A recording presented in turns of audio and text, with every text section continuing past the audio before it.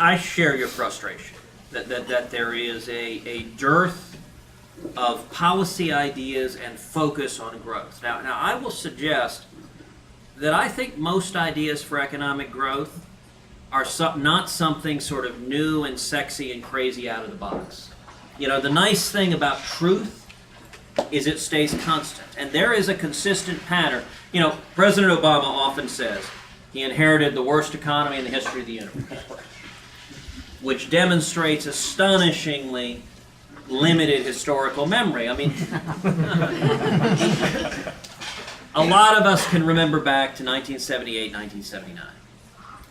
We talked about the only other period of 4 consecutive years of sub 1% GDP growth. January 1981, Ronald Reagan came into office. We had double-digit unemployment with 22% interest rates. Gas lines going around the block, stagflation, which was not a compliment. And Reagan came in and implemented policies the exact opposite of those Barack Obama has implemented. Instead of jacking up taxes, Reagan cut taxes and simplified the tax code. Instead of exploding spending and the debt, Reagan restrained the growth of spending. And instead of unleashing regulators like locusts to destroy small businesses and jobs, Reagan restrained the growth of regulation. You know, under Obama in the last 4.5 years, there have been over 350, quote, major rules, which means in the Obama administration's own assessment, each of those 350 will cost $100 million or more on the economy. Obamacare alone has 20,000 pages of regulations.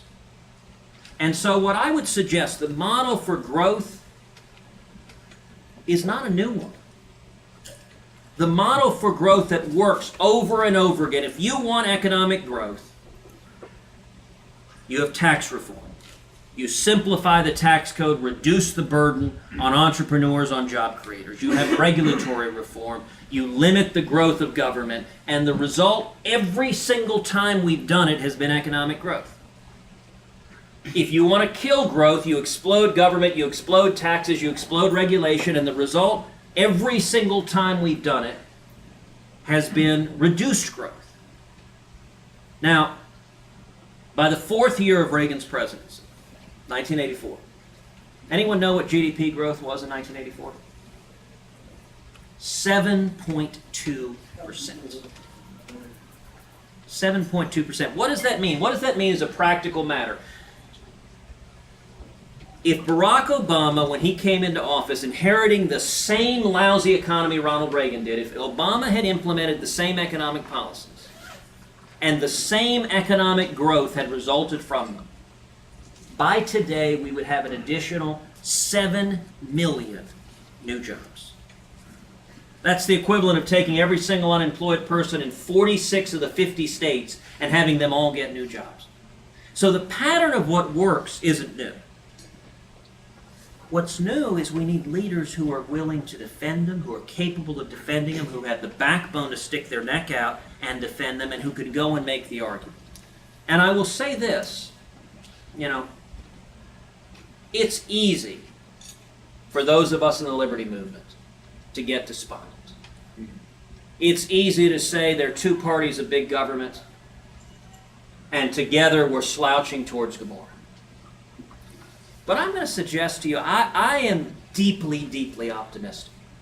If you look at just the last 6 months, we've seen something incredible happening in Washington. We have seen conservatives starting to stand up. Particularly in the Senate, a small handful of leaders in the Senate sticking their necks out, standing for principle. And we've been winning the arguments, in large part because the grassroots have gotten engaged. Let me give you a few examples.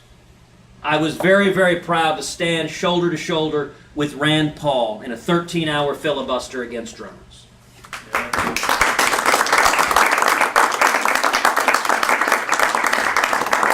And what happened was millions of Americans got engaged all over this country. And as a result of the involvement of the grassroots, the Obama administration was forced to do what it had refused to do for 3 straight weeks, which is admit that the Constitution limits their power to target Americans. Likewise on guns. Look, on guns, after the tragic murder in Sandy Hook, this administration made the choice to try to take advantage of that horrific crime, not to go after criminals, not to stop violent crime, but to try to pass legislation undermining the Second Amendment right to keep and bear arms of law-abiding citizens. And I got to tell you, the sense in Washington, particularly in the Senate, was that a lot of this was unstoppable. And yet what happened was a handful of leaders began to stand up, and again, the grassroots got involved.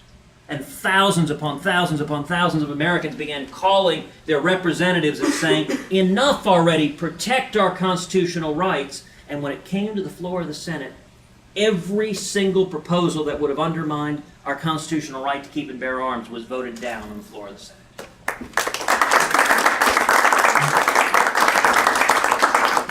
And I'll give a small example from just last week. So last week I was up in New York City, was speaking at the State Republican Party annual fundraiser. And a group of liberal activists decided to protest me. And so there were actually 2 protests, one protesting on immigration, another protesting on guns. I think they were really, really worried about immigrants carrying guns. And a group of liberal activists decided they were going to do a Twitter bomb last Wednesday at 5:30 p.m. So they urged liberals all over the country, go on to Twitter at 5:30 p.m. on Wednesday and tweet, "You Cruz, you lose." Now then a bunch of conservative activists decided they were going to counter that. And so they went online and said at the exact same time, we're going to get up there and we're going to tweet "Cruz to victory." By 9 o'clock on Wednesday, the hashtag "Cruz to victory" was trending as the #1 tweet in the United States and the #2 tweet worldwide.